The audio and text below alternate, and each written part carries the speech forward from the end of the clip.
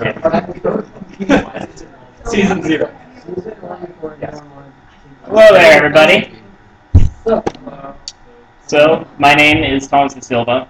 Welcome to League of Legends 1102. This is Introduction to Theory Crafting. I will be your professor today. So, in this lecture, we're going to talk about how to think about the game. If you're looking for resources on how to mechanically play the game, there's plenty of good resources out there, but this isn't going to be one. Sorry. So, before we get going, these are a lot of the words that I'm going to be using in this presentation. So you can see there are a lot of them. They're very technical, much like strong. So there's a big old pile of jargon, and if I use a term that you're not familiar with, feel free to ask me about it. W is the second active ability, sometimes a passive, the champions. Any other jargon questions before we get going? Alright. So, this presentation, we will be first talking about basic game mechanics. So a lot of this stuff is probably things that most people in this room already know, but there's a few fine points that are really important. Next, we're going to be talking about champions. So that's really going to be the meat of our discussion. We're going to talk about abilities, runes, masteries, all that fun stuff. Then we'll move on to items, how to build, what to build in what situation, what items are just straight up bad. And finally, what's theory without practice, since this is WPI. So we're going to have a short little practice session where we just try to put what we think. So first, game mechanics. Here we're going to talk about stats, we're going to talk about damage types, we're going to talk about CC. So damage types. There are 3 types of damage in the game: true, physical, and magic. Armor and magic resist reduce physical and magic damage respectively, but true damage can't be reduced by anything. Last, all damage types can scale from many different stats, including both AD and AP, so I don't want to hear anybody saying AD or AP damage, or I will be very upset. Just getting that out. So stats. I've divided these up into 2 different sections, simple stats and complex stats, which we'll see about in a minute. But the simple stats are hit points. You need at least one of these to be staying around. HP regen, how fast you regenerate your hit points per second. Attack damage, how much damage your auto attacks do. Crit chance, the chance for your auto attacks to critically strike. Range, the range your auto attacks can hit at. Mana, a lot of champions need this to cast spells. Mana regen, how fast your mana regenerates per second. Ability power, lots of abilities scale with this. And cooldown reduction, which reduces the cooldowns of your abilities by a percentage. Now the complex stats are armor and magic resist, armor penetration and magic penetration, lifesteal, spell vamp, movement speed, and attack speed. So each of these we're going to be going through one at a time because they have some weird mechanics that aren't really intuitive. So first, resist. Resist multiplicatively reduces your damage taken. Flat damage resistance is really hard to come by in this game. It's an important thing to remember. So the way that this works is that the damage that you take is equal to the damage dealt times 100 divided by 100 plus your resistance count. Another way to think of this is through effective HP. So your effective hit point count is equal to your raw hit points, which is what you see on your health bar, times 1 plus your resistance count over 100. What this basically means is that each point of resistances gives you 1% extra effective health against the damage type that it applies to. Let's look at an example. Say that you have 1000 HP and 100 armor, and you're taking 200 physical damage. So first, your effective health against physical is 1000 times 1 plus 100 over 100, or 2000 effective physical. And the damage that you take is 200 times 100 divided by 100 plus 100, or 200 times 1 over 2, which comes out to 100 damage taken. Penetration. Penetration is the opposite of armor and magic resist, so it multiplicatively increases the damage that your enemies take. There are actually 2 ways that you can reduce the effective resistances of an enemy champion. There's reductions and penetration. They both work pretty similarly, but reduction actually reduces the stat on the champion, So it applies to all damage that they take. It applies to any scaling that it might have, like on Leona's W, Galio's passive, that sort of thing. And penetration only affects your damage. So the order that these are applied in is flat reductions come first, then percentage reductions, then percentage penetration, and finally flat pen. So to calculate the effective resistance that someone has, you start with their raw resistance count, you subtract off the flat reduction, multiply by a coefficient for the percentage reduction, then multiply by a coefficient for the percentage penetration, and finally, you take off the flat pen at the end.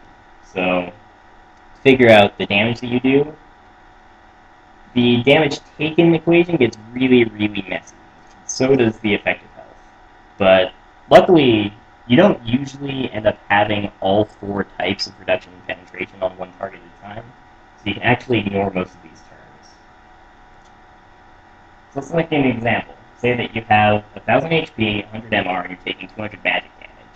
But you have 6 flat reduction, 10% reduction, 15 flat pen, and 35% pen.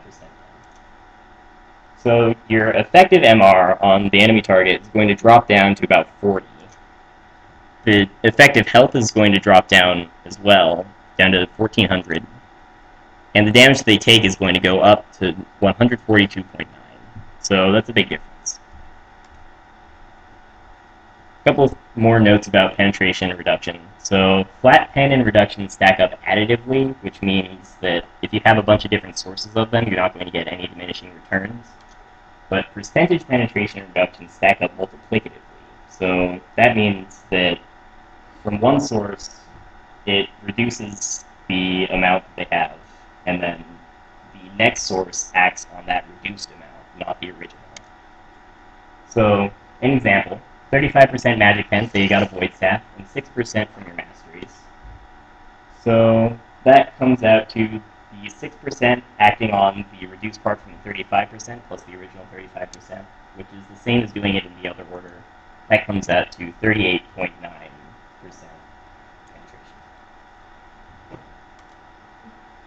So, Lifesteal and Spellvamp. Lifesteal applies on auto attacks and abilities to proc on hits, and what it does is it takes the physical portion of your auto attack or auto attack like ability and it converts it to health for you. So that means that this works on auto attacks, Ezreal Q, Gangplank Q, all that stuff, but it doesn't work on Teemo E or Jax's Empower, the magic damage on that. Yes? Question.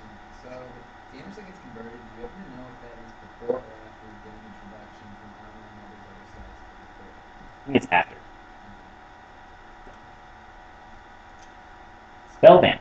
Spellvamp is a lot like Lifesteal, except it applies on spells that are not auto attack modifiers. So once again, no Jax W, no Teemo E.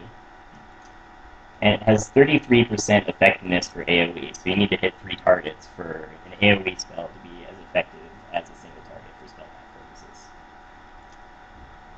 Movement speed.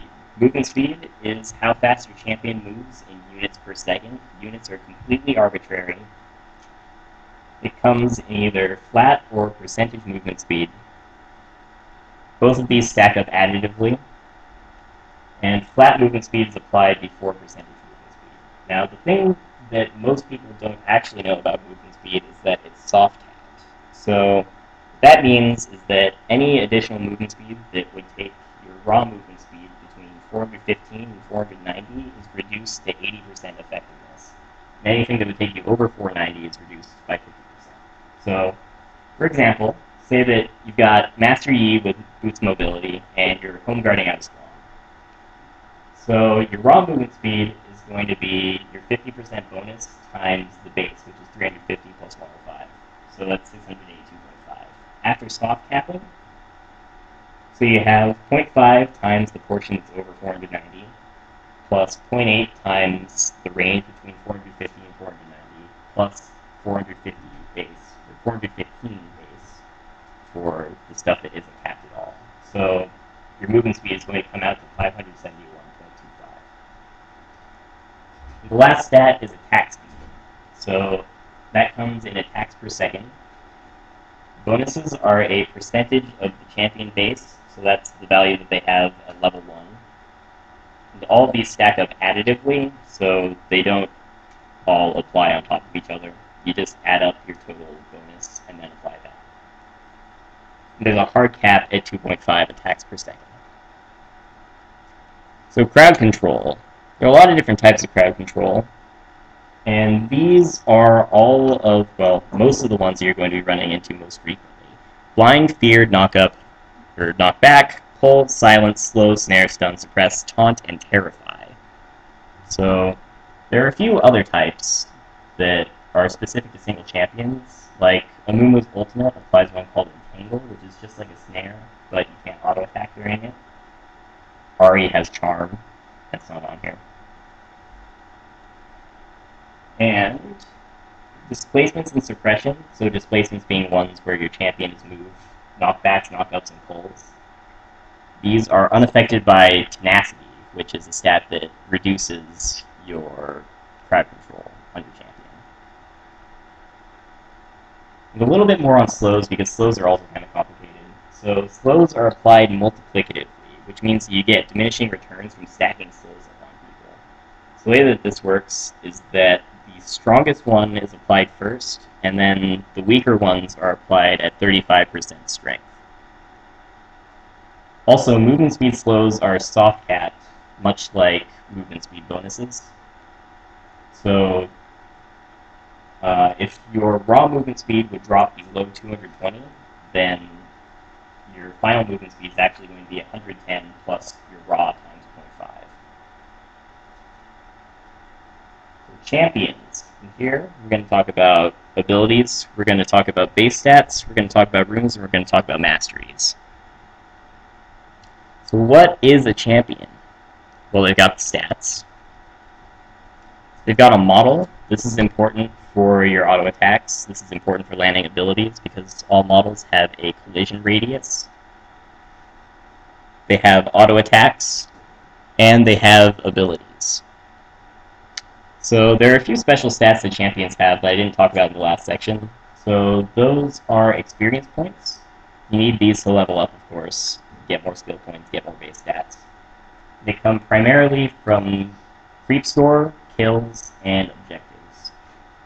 There are some modifiers for them, but they're kind of uncommon, like Zillion's passive or experience points runes, but all these bonuses stack up additively.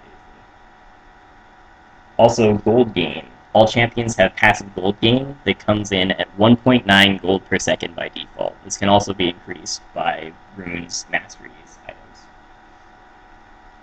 So base stats. There are two different types of base stats that you'll hear people talk about. One of them is base stats with no levels, so how strong the champion is just at level 0. And the other one is with no items, so that includes your per level scaling. Usually you hear people talk about that when they're talking about how strong abilities are. So to give you an idea of what base stats kind of look like, here's a table that has some base stats on it. So I've got minimum and maximums for base and per level scaling. And if you look at a lot of these, they kind of tell you what role the champion might have. In some cases they're a little bit goofy, but Lux has the lowest base health in the game because she's a squishy backline caster, right? Rammus has the highest base armor in the game because Rammus scales off of armor, and he loves just getting up there taunting people. And a couple little notes. Trundle doesn't actually have the lowest armor per level. It's Thresh, but he has his souls, so that kind of counts. So it's variable. And on attack speed, League of Legends calculates attack speed in a weird way. So the base values for attack speed are actually what you see at level 1, not at level 0 like the rest of the stats. Auto attacks. They scale additively, the damage they do, scales additively with AD, and multiplicatively with pen and crit chance, as well as crit mod, which is pretty uncommon, but important. So the way that you figure out how much damage you're going to do with an auto attack is pretty simple if you don't have any critical chance. It's just your AD. But when you introduce crit, it gets a little bit more complicated.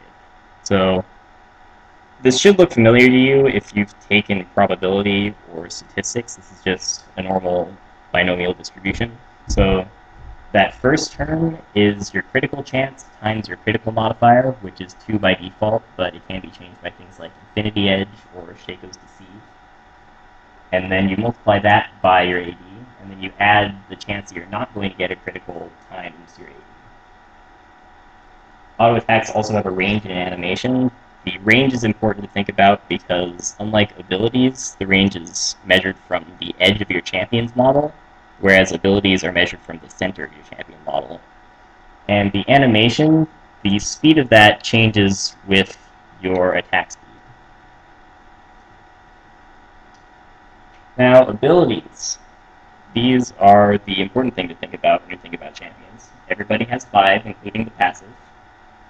They have cost, cooldowns, levels, and effects. The effects are what really define the abilities. They're things like damage, shields, heals, CCs, all that fun stuff. So when you're trying to evaluate an ability, there are 3 big things you need to take into consideration.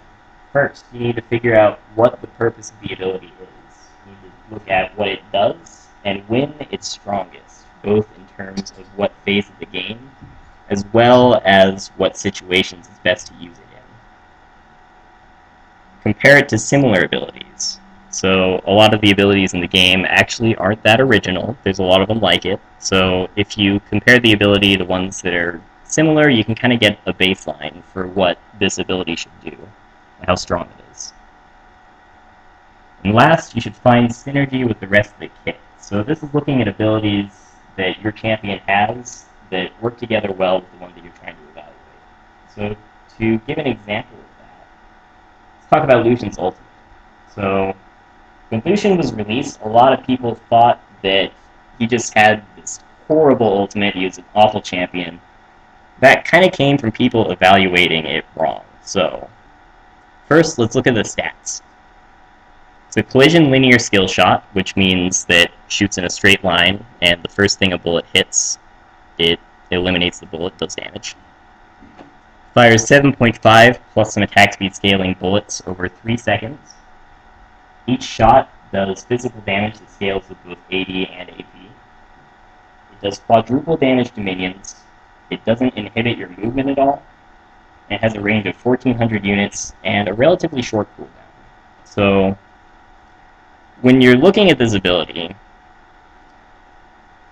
things that stick out at first are that it does quadruple damage to minions, and it fires over 3 seconds. So people looked at that at first and they said, oh, well, this must just be a wave clear ultimate, because if I compare it to other similar abilities, I'm going to be looking at Miss Fortune's ultimate, because she's also an AD carry. It's also channeled, but there's a big difference here. So Lucian's ultimate is a collision linear skill shot, unlike Miss Fortune's, which is a cone with no collision. So that's one of the reasons that people think Lucian's ultimate doesn't do any damage, because they expect it to behave like Miss Fortune's ultimate. Another thing is, if you look at the rest of Lucian's kit, it makes sense that it'd be for wave clear. So if you look at his passive lets him shoot a double auto attack every time he uses an ability. That's good for wave clear, so you can take out minions really fast with that. His Q does physical damage in a line, and it has a cast animation that takes 0.4 seconds, so creeps don't move. Of course, it's going to be hard to hit on champions because they can dodge, so that also sounds like a really good wave clearing ability. But the important thing that a lot of people skipped over is that it doesn't inhibit movement, and that actually works well with his 2 other abilities in his kit. So the first one, Ardent Blades, when you hit a target with that, they become marked, and when you do damage to a marked target, you get a movement speed buff.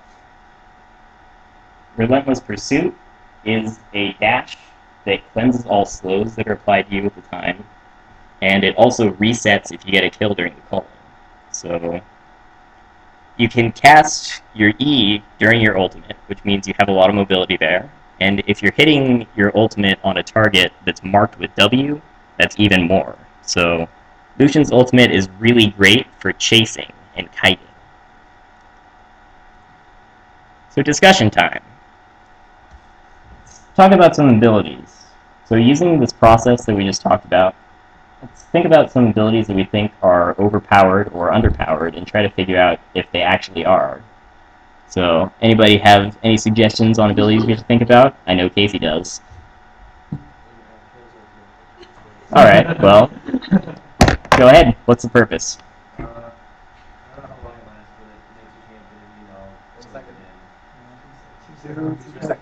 Everything about Yeah. Timo. Really.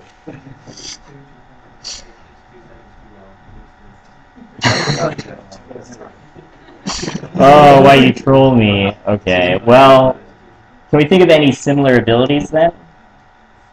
Similar abilities? Anybody? Similar abilities? Yeah, Tail. Poppy ult. Poppy ult is a good one. So, release repel. Yeah, Lissandra's ult. So, with Poppy's ult, it's self-targeted. With Lissandra's ult, it's self-targeted. With Lisa's repel, it's self-targeted. So, we see that there's a difference here, right? So, what is it about Kale's ultimate that makes it different from these ones that would make it balanced? To waste all your damage on it. You can target people that you want to. Yeah, that's true.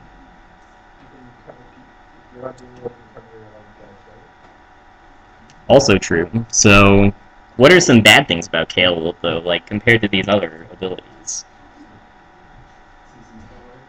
CC still works, unlike Poppy's ult, unless you're the target. Yeah, you can CC people in any damage. What about damage? Does Kale ult do any damage? No, it doesn't do any damage. The other ones all do. Well, Poppy's ultimate amplifies damage, so kind of iffy, but yeah. All the other ones do damage, whereas Kale's ultimate doesn't.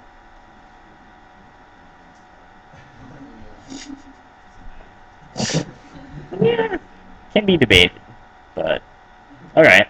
So are we satisfied with that one? Are we good, Casey? Do you think we're good? Okay. Anybody else? Other abilities? Timo's mushroom. Teimo's mushrooms. Okay. So, purpose of Teimo's mushrooms. Traps. They are indeed traps. Okay. So then, what about similar abilities? Alright. So how are they different? How are they the same? They're all traps, obviously.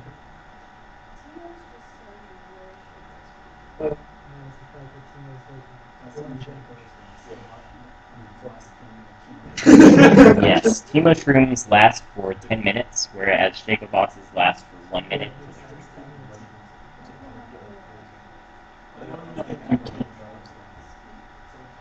I think they're either. I think those are 3 minutes. 3 or 5. Yeah, you can have 3 out at a time. But I think it's either 3 or 5 minutes for out. Okay, so the other thing is that Teemo traps do AoE damage, whereas Caitlyn traps don't. Shaco traps also don't. Nidalee traps do if you step on them right. And so Teemo traps are actually pretty strong right now. So if you look at the vision changes, a lot of stealth got a big buff with pink wards being visible and oracles being taken out. So, okay. Any other abilities we want to talk about? Okay. So, to close out on abilities, I'm just going to talk about how you need to figure out how to max what when.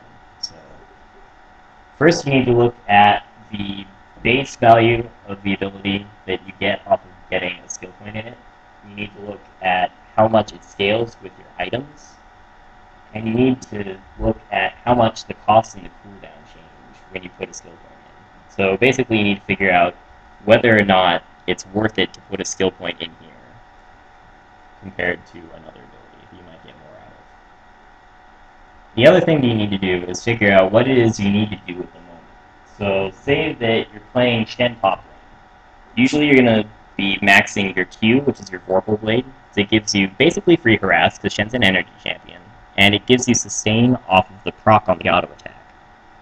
But if you're going against a ranged opponent who's really zoning you, and you can't get in the auto attacks to get the heal proc, then you might want to consider maxing your W instead, because that shield will absorb their defense. Masteries. So there's 3 different mastery trees. Each one takes at least 33 points to fill, so you can't fill up an entire tree no matter how hard you try. And masteries give you a lot of different things. A lot of masteries give you flat stats, but some of them give you things that aren't really stats, so to speak. Like Second Wind, for example, it gives you increased healing when you're below a certain threshold of health. So there's a lot of interesting things in here that you need to think about when you're choosing your masteries. Also, trees have different tiers of masteries at multiples of 4. So that's why you usually see 21 points in one tree, because 21 is enough to get you to the top mastery without putting in anything extra. Usually, one champion doesn't need more than 21 points in a single tree. They're just not getting as much out of it as they would from 9 in another one. So when you're choosing your masteries, first you need to examine your champion. You need to figure out what your role is. So, are you a carry? Are you a tank? Are you a support? What are you doing? What items do you expect to buy? This one we'll talk about a little bit more in the next section, but you need to look at the other team as well as your team. You need to examine your matchup. So, what does your opponent want to do? In this case, we're mostly talking about your lane opponents, but looking at the entire team in general is also good. If you're a jungler, the jungle is your lane opponent, just so you know. And how do you best stop them from doing what they want to do? So, that one's a little bit more complicated, so for that you need to go into team comps. But basically you just need to evaluate what abilities they have and how they work together. And then you need to examine the mastery, so figure out if it's worth putting a point into it. Some masteries just aren't really that great. One of the ways that you can tell how strong a mastery is looking at its gold efficiency. So, just really quick, how to calculate it is the value of a stat is worth the amount of gold that the base item for the stat costs divided by the amount of the stat that item gives. So, for example, let's figure out how much AD costs per point. So we're going to look at the longsword, which costs 360 gold and gives 10 AD. So the value of 1 point of AD is 360 over 10, or 36. So using this math, you can kind of get an idea of how much your masteries are actually worth. So runes. Runes are a lot like masteries, except they only give raw stats. So there's not really anything special about the things you get from runes. They're mostly things you can buy in the game. There are a few weird ones. Each type of rune slot, so like reds, yellows, blues, and quints, have stats that are primary and secondary, which means that the stat given is strongest in a primary rune slot and not very strong in a secondary. Choosing runes is pretty similar to choosing masteries, but it's a little bit different. So one of the things you need to look at is flat versus scaling. Most runes come in these 2 different flavors. So flat, of course, gives you big bonuses at the beginning of the game, but scaling tends to even out after level 6. So figure out what it is you're trying to do with the runes through what it is you're trying to do with your champion.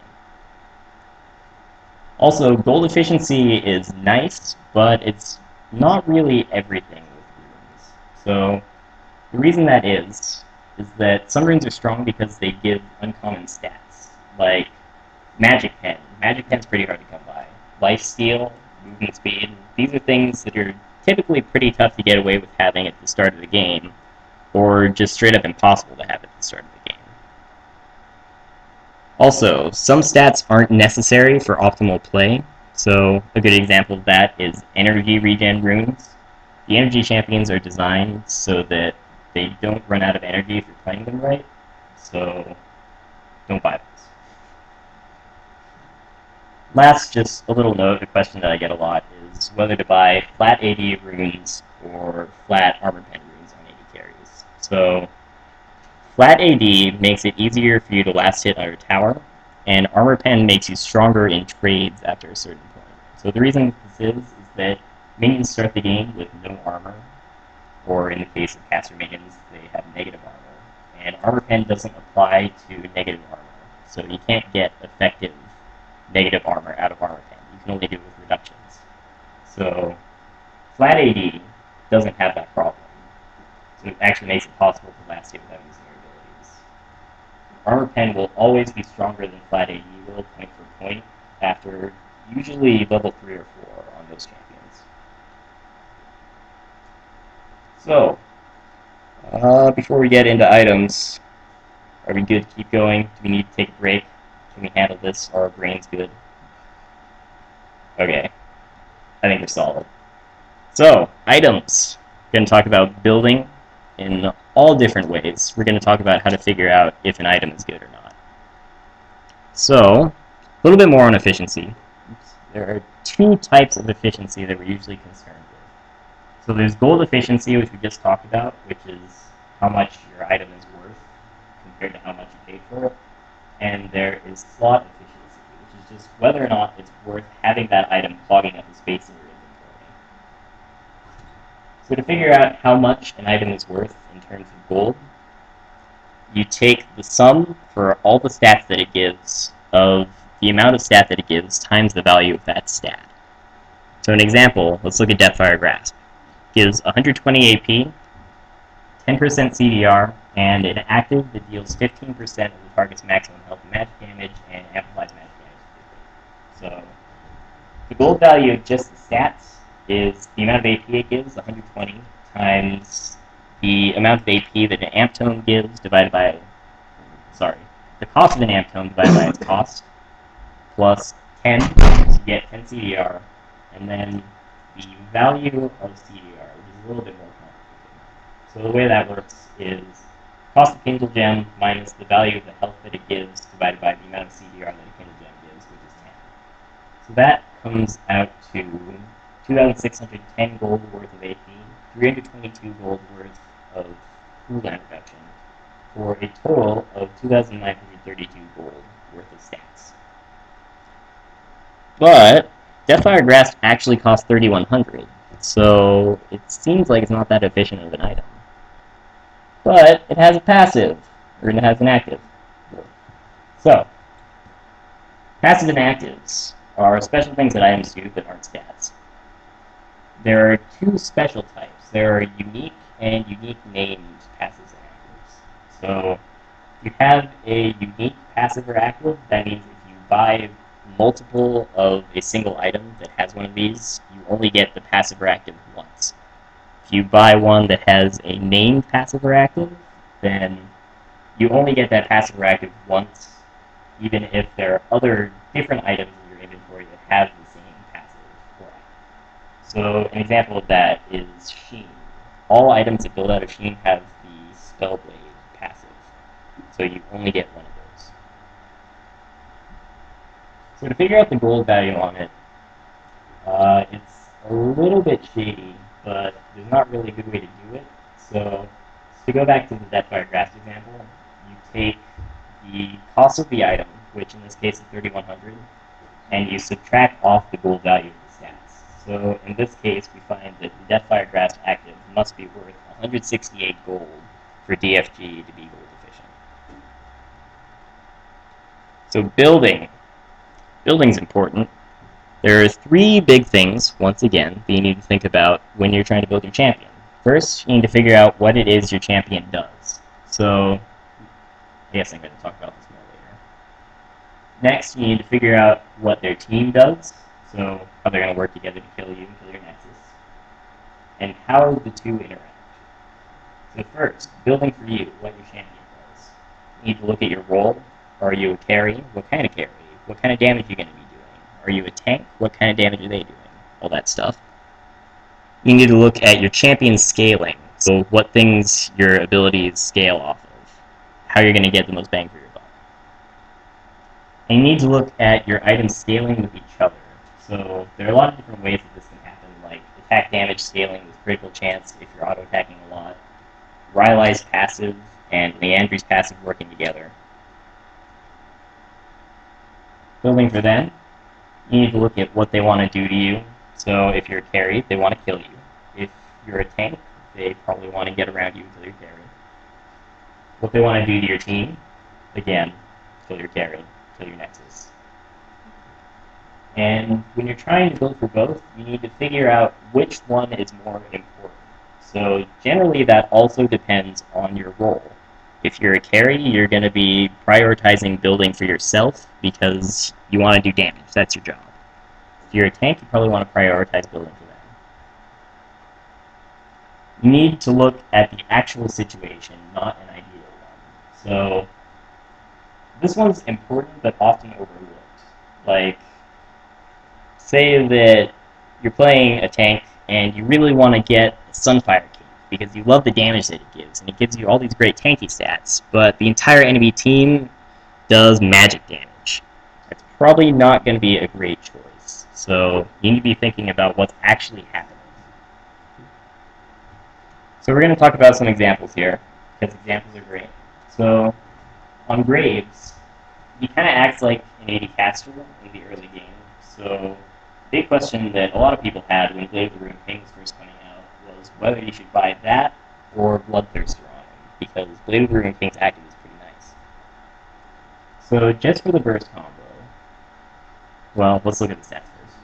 So Blade of the Ruined King gives you 25 AD, gives you 40% attack speed, 15% lifesteal, as well as a passive that we don't really care about because we just care about the burst combo right now.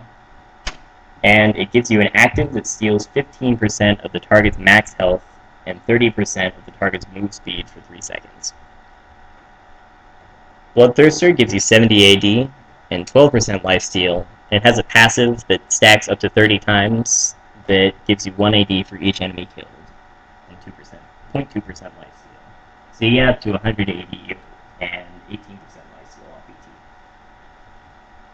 So we need to figure out how much each of these items contributes to each part of Graves' combo. So Blade of the Ruined King gives you between 20 and 34 damage on Buckshot, depending on how many pellets you hit with it, and it gives you 30 or 35 damage on collateral damage, depending on if you hit them with the bullet or with the cone. The active is 15% enemy max health, so that takes you to a total of 50 to 69 damage with Blade of the Ruined King, plus the active.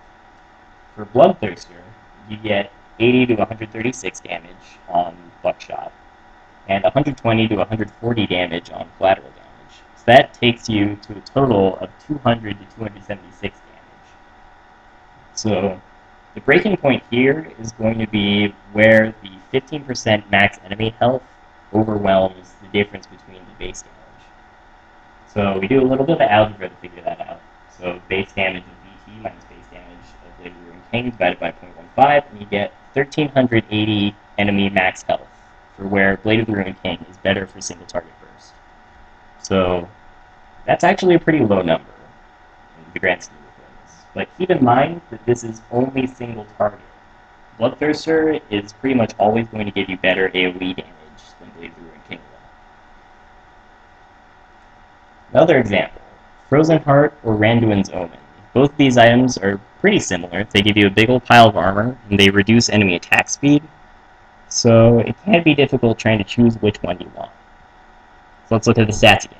95 armor on Frozen Heart, 400 mana and 20% CDR, as well as a passive that gives you an aura that reduces attack speed by 20% within 700 units of your champion.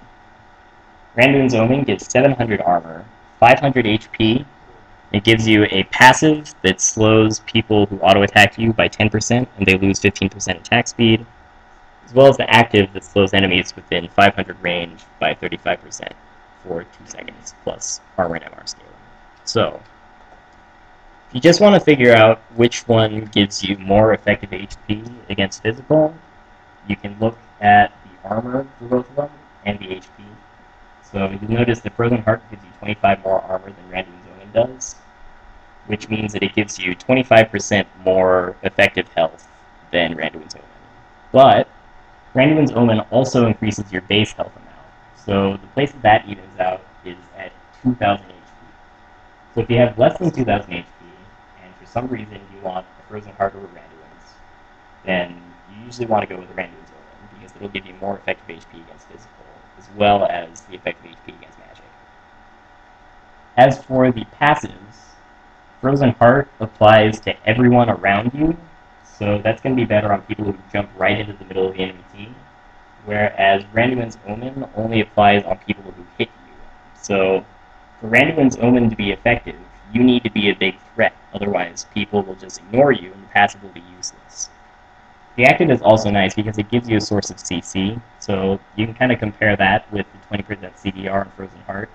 So Frozen Heart is good for champions that have inherent CC, because the CDR will make that happen more often, whereas Randuin's is better for champions that don't have so much CC, because it has some built in. So, a few situational things. Doran's Blades. So why would you ever want to make a Doran's item? They're awful. They're so tiny and worthless.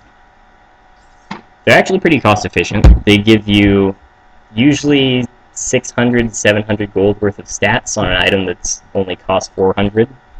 And they give you really strong early stats because they're all flat things. You get flat HP and flat damage or flat sustain, depending on what you get. So when do you want to get Doran's items? You want to get them early on because they're not very slot efficient and they don't cost a whole lot. You want to get them when lanes are close. What I mean by this is they're good for starting snowballs and they're good for stopping snowballs before they can get anywhere. After one side or the other has taken a big lead, they're not really all that great, because if you're ahead, you want to be making use of your lead, getting big items on the other guy, and if you're behind, you want to make the best use of your money as possible. So you want to be getting into your late game builds faster. Last thing for items is niche items and noob traps. Some items in the game just aren't really that great. Some of them are only good in certain situations. So let's going to talk about a few of these. First, Hurricane. Hurricane gives you 70% attack speed, and it gives you a passive that hits 3 things, or 2 extra things, within 375 range of your primary target. So this sounds like a pretty good item on 80 carries, but it's actually not fantastic. The reason for this is that, first, it doesn't give any crit chance. Crit chance is really important to your late game damage. It doesn't give any movement speed, but a big pile of attack speed. So this is really bad for kiting, because when you're kiting, you need to be moving back between all of your auto attacks. So if you have a lot of attack speed, your auto attacks are going to come faster, so you're not going to get to move as much. Otherwise, you're going to be wasting your attack speed. So offering only attack speed and no movement speed is really counterintuitive for that. And last, if you're playing an 80 carry and you have 3 targets that are close enough to you to proc Hurricane, you're probably about to die because your position is bad. So don't do that. So Hurricane, noob trap. Thornmail. Thornmail is usually thought of as pretty bad because it returns damage dealt to you back to the attacker for magic damage. Wow, that's awfully worded. So the way that you can counter a Thornmail is you can either buy magic resistance, or you can not shoot the guy who has Thornmail. So Thornmail is actually kind of good in some cases, because if you're going against a heavy physical team that needs to auto-attack a lot, it gives the most armor in the game. So that's good. And also, if you're already a big threat, then the people that you want to be auto-attacking you, probably 80 carry, will have to shoot at you, which means they have to do damage to you. And lifesteal is a big part of an 80 carry surviving team fights later in the game, and Thornmail pretty much makes their lifesteal useless. Last one is Zephyr. So Zephyr gives you a big group of stats. So it gives you 50% attack speed, 25 AD, 10% movement speed, 10% CDR, and tenacity. So this item's actually pretty handy, but the problem is it's really hard to fit into a build, because people who want 80 in attack speed, those are 80 carries, melee carries too. But you can't really forgo the crit off a lot of those. So the place for Zephyr is really on melee carries, and if you really want to, a silly build. So this one kind of straddles the line between niche item and noob trap. that does it for items.